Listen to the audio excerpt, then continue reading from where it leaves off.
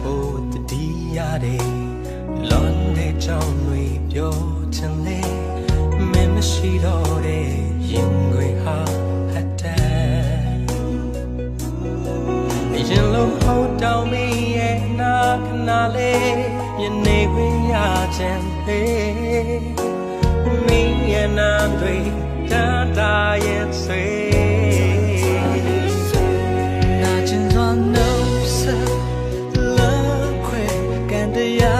ကြောင့်ဖလာတော့လေကိုစီနှုတ်ဆေးရင်နဲ့အသက်ခွဲကြရုံပဲ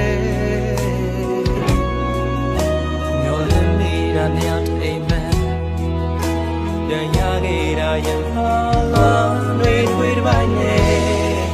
ရောက်စလုံးနာချင်ခဲ့